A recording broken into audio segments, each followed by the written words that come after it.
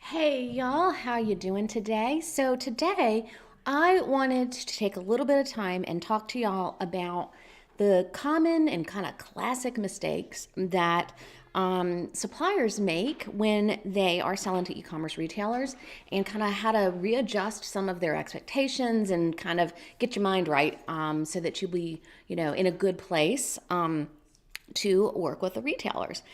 So I'm Heather Roberts, and I am the co-founder of RSG Sales, and we help product-based companies grow their e-commerce sales channel.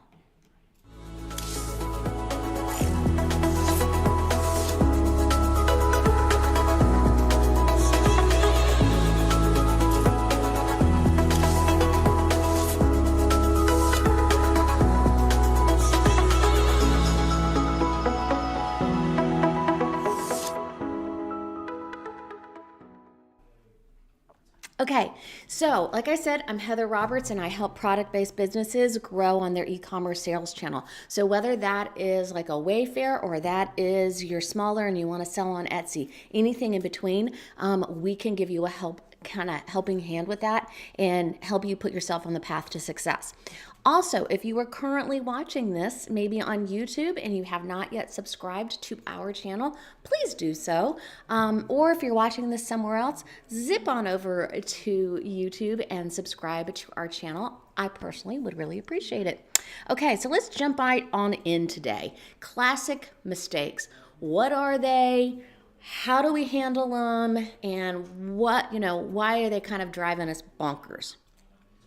So I think some of the most common frustrations people have with some of the and slash these are mistakes slash frustrations, right? So I know that when I talk to entrepreneurs, there are some three consistent things that I hear about all the time, right? So one of which is folks get so frustrated by all the different processes each retailer has, right? Everybody has their own way of uploading products. Everybody has their own way for processing orders. Everybody has their own way for inventory and invoicing. And if you have questions or need to submit tickets, everything is different. And so that can cause some internal overload in the company and frustration, because you need to make sure you're careful and document the different processes so that you have a clean and easy way that you can hand it over. And once you get bigger and have a lot more sales, then we can talk. Come and find me and let me know, and we can talk about some software ideas that can help you. But as you're starting out, it can be overwhelming. I understand that, but make sure you have documentation for each different process so that you can kind of help keep it straight. Okay, another area that people get, quite frankly, bugged about, I'm just going to be real blunt, is they don't understand why it can take so long to get your products live.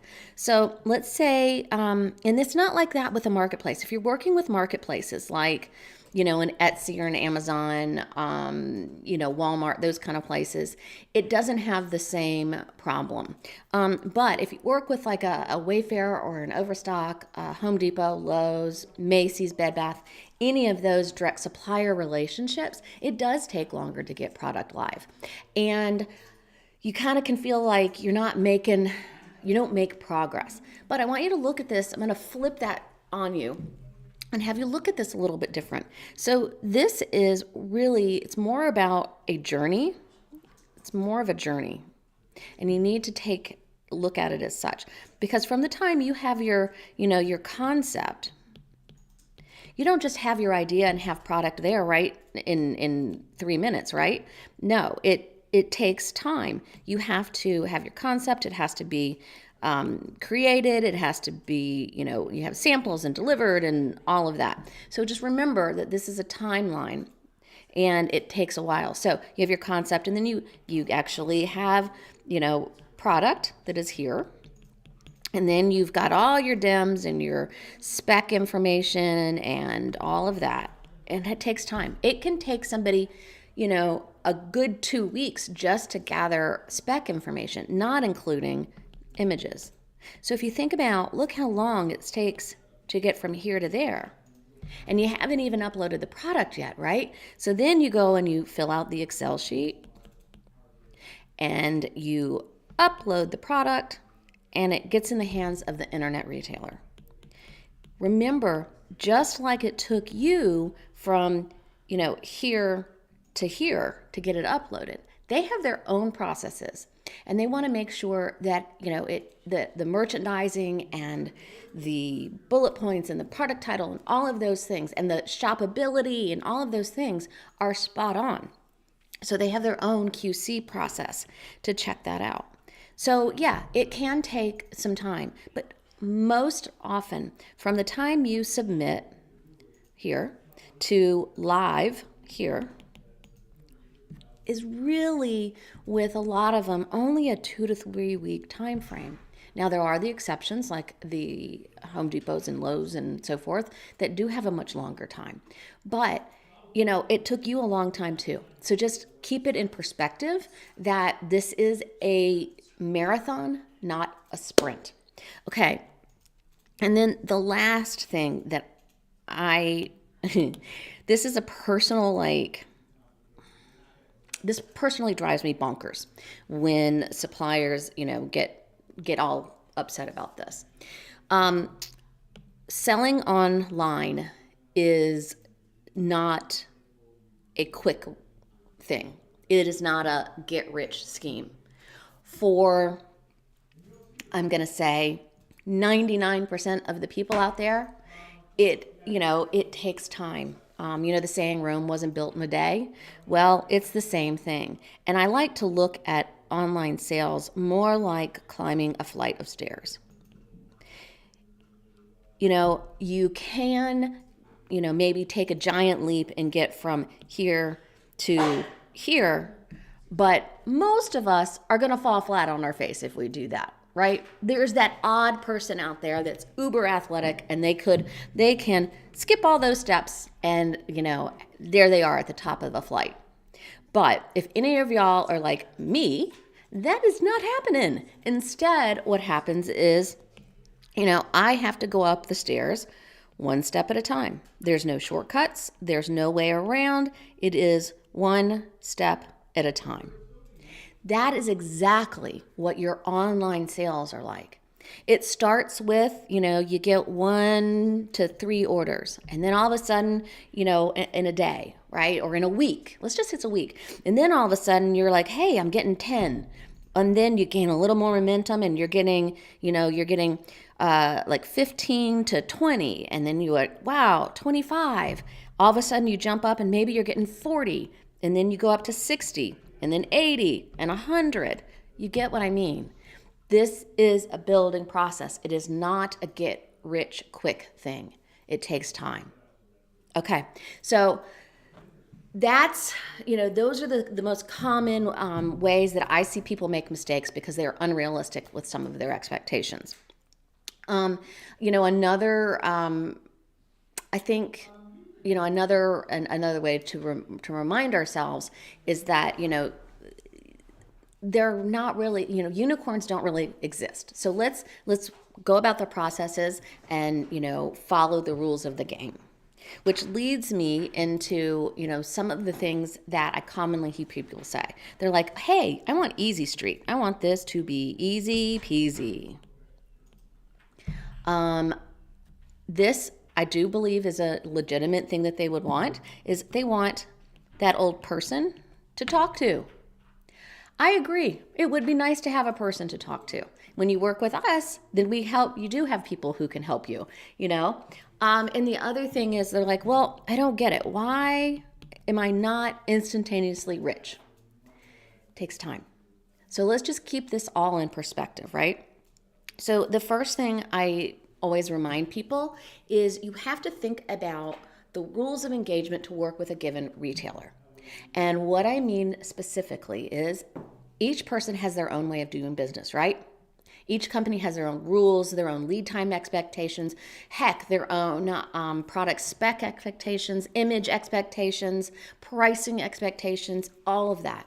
And, it's not going to be right for everybody. If you are a high-end company that has high-end products, you have no business selling on Walmart. Probably not Amazon either, right? So let's keep our expectations in check and follow the rules of engagement. You want to make sure that before you partner with somebody, you can meet the expectations that they have. Don't fight it, just embrace it. And if that one isn't for you, that's okay. Move on to the next. The second kind of thing I really want to say is just like that steps, it takes one step at a time. Be realistic and understand that on average, it takes 12 months before you're going to really see some traction on your online sales. That's because your products have to kind of teach the algorithm. So what I mean is the algorithm has to learn that your products are good products. You have to get exposure with impressions. You have to get the clicks. You have to get the conversions. And that doesn't happen overnight. It has to be a slow build. So yes, you can get there. But realize that over the first 6 months, it's going to be a little slower. It's okay. The second 6 months, things are going to start to pick up. And then they're going to pick up even more after that. And I think that that's really important for us all to remember and realize. And then finally, I've said this a lot, but I do mean it. You have to practice patience, because just like, the algorithm has to do its thing, you have to give it time to work. And if you have set yourself up for success and you have best-in-class merchandising, you have all the keywords, you have amazing pricing, you're able to promote, you're able to produce sponsored ads, if you can do all of those things, then you're going to start to see those results. So just follow the rules, follow the game plan, and you will get there. Trust me. So what I want to do is I want to have us shift our mindset a little bit here. And I think it is important to look at the ways that we get frustrated versus what we want versus a reality check. So